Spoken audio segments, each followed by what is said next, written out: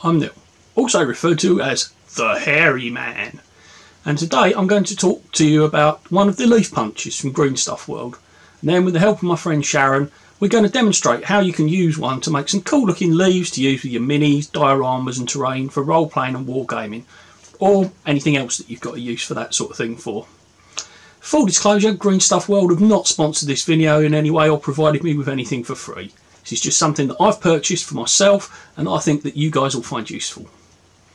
Punch that we're using is the grey miniature leaf punch, and at the time of filming it's reduced to €9 from 12, so that's currently about £7.48 or $9.78. Their website says that the leaves that this produces are suitable for 1 to 35, 1 to 43 and 1 to 48 scale, which equates to about 54mm, 32mm and 28mm minis. Punch produces 4 different styles of leaf every time that you punch it, and it's basically small enough that you can activate it with your thumb, although I did find it quite stiff the first couple of times. And I'll put a picture of it up here somewhere.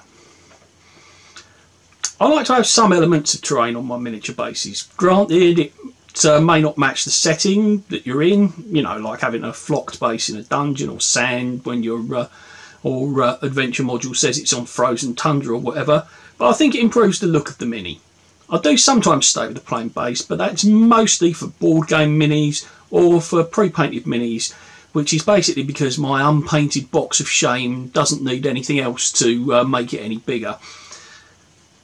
So you can see that the mini that I'm going to put up here from Hero Forge has got some sculpted leaves on the base, but they do look disproportionately thick. So a solution quickly would be just to get some plain coloured paper, stamp it out a few times and then glue those onto the base.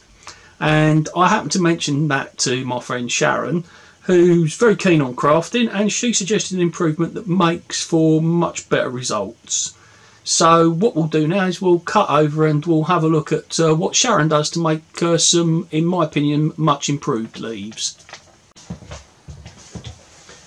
To make leaves this way, we start with a small rectangle of paper, about the size of a credit card, but normally we go as big as A4. We're going to use some alcohol based markers here in various shades of the colour that we're making. In this case we're using green, and Sharon's making some shaded areas across the paper. You'll notice that when Sharon uses the darker colours she makes much smaller areas.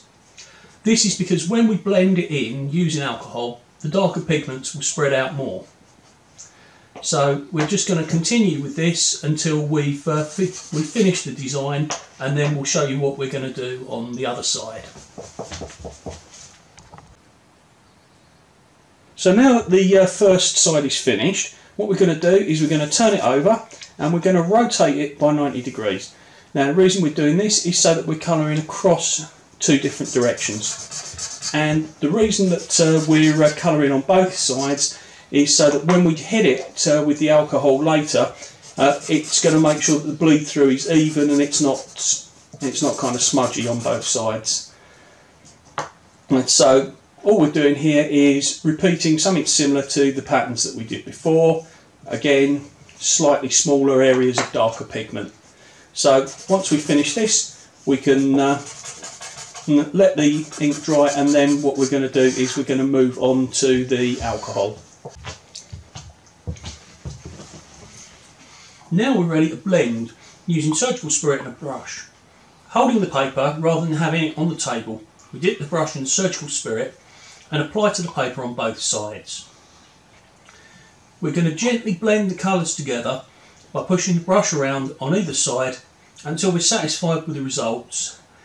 Then once that's done, we're going to leave it to dry for 15 minutes.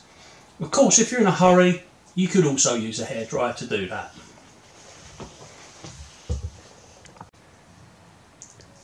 So once it's dried out, what we're going to do is we're going to trim it into 15mm strips. Now 15mm isn't just some arbitrary number that I've picked out of the air. The reason that we're doing it in 15mm strips is through a lot of trial and error we've worked out that for this particular punch 15mm is the optimal size to do it. So what we're going to do here is we're going to put it into the punch and just punch the leaves out. Now you can see there that's nice and neat, but you have to do that on a diagonal. So if we show a strip that we've already punched out, right, so this is what you get when you do it on the diagonal, which if you compare that to doing it straight, you can see you can get more leaves out of that one. So it takes a little longer, but you get more leaves out of it. So there you have it. That's how we make the leaves using the punch. And so what I'm going to do now is I'm going to link, probably up here somewhere, some pictures of before and after of miniatures that we've applied a few leaves to, so you can see that. So I've done it to a few miniatures. I've done it to, let's think, Druid, oh hello cat, Druid, Dryad, and a statue which was actually one of the miniature pieces from the Dungeon of the Mad Mage set, and one that I didn't get a picture of beforehand but was real experiment, had an air elemental that I wanted to put sort of like a tornado of leaves swirling around, and that came out reasonably well. So I'll push those up and I'll say goodbye because somebody here wants his tea. He's not getting it yet, it's early.